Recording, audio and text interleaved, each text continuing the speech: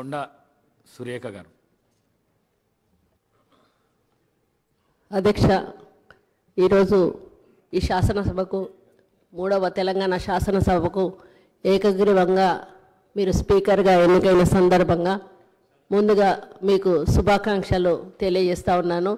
ఈ ఎన్నికకు సహకరించిన అన్ని పార్టీల నేతలకు, అదేవిధంగా మన ముఖ్యమంత్రి రేవంత్ రెడ్డి గారికి ప్రత్యేక ధన్యవాదాలు తెలియజేస్తా ఉన్నాను.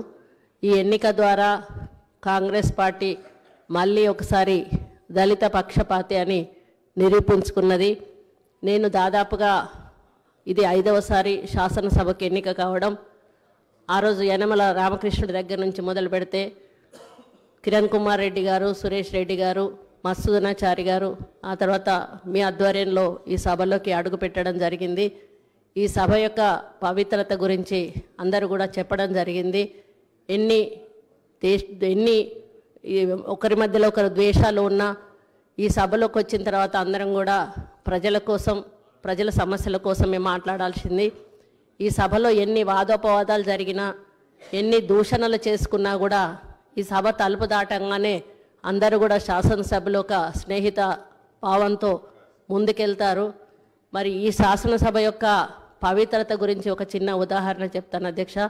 ఆ రోజు మైసూరారెడ్డి గారు ఈ శాసనసభలో ఉన్నప్పుడు నేను శాసనసభ్యురాలుగా ఉన్నాను. ఆయన చైన్ స్మోకర్ అధ్యక్ష. ఆయన ఈ గడప దాటాడంటే స్మోకింగ్ చేసేవాడు, లోపలికి వచ్చినప్పుడు స్మోకింగ్ ఆపేవాడు.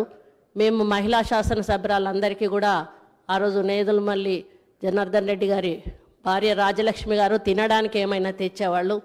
అందరం కలిసి శాసనసభలోనే అవి తినేటప్పుడు ఆయన సీరియస్గా మా దగ్గరికి వచ్చి, అమ్మ ఈ సభకు ఒక గౌరవం ఉంది, దీనికి ఒక ప్రతిష్ట ఉంది, సభ లోపల ఇలాంటి కార్యక్రమాలు మీరు చేయకూడదు, మీరు తినాలనుకుంటే బయటికి వెళ్ళి తినండి అని ఆయన ఆదేశించేవారు అధ్యక్ష. అటువంటి పవిత్రత ఈ శాసనసభకు ఉంది. కాబట్టి ఇప్పుడు ప్రతిపక్షాలు మాట్లాడినట్టుగా, మరి అధికార పక్షాలు మాట్లాడినట్టుగా మీరు ఈ సభకు ఒక తండ్రి లాంటి వాళ్ళు. అదేవిధంగా నాలాగా ఒక ఎంపీటీసీ స్థాయి నుంచి, ఎంపీపీ స్థాయి నుంచి ఈరోజు స్పీకర్ స్థానానికి రావడం మామూలు విషయం కాదు అధ్యక్ష.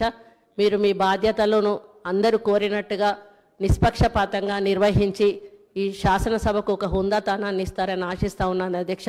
మామూలుగా పదవితో కొంతమందికి వన్నె వస్తుంది, కానీ మీ పదవితో మీరు పదవికి వన్నె తెస్తారని మీ వ్యక్తిత్వంతో నేను ఆశిస్తూ, మీ ద్వారా ఈ శాసనసభ మంచి సాంప్రదాయాలతో, మంచి ఆలోచనలతో ముందుకెళ్ళి ప్రజా సమస్యల పరిష్కార దిశగా నడవాలని కోరుకుంటూ సెలవు తీసుకుంటూ మళ్ళీ ఒకసారి మీకు శుభాకాంక్షలు తెలియజేస్తున్నాను అధ్యక్ష.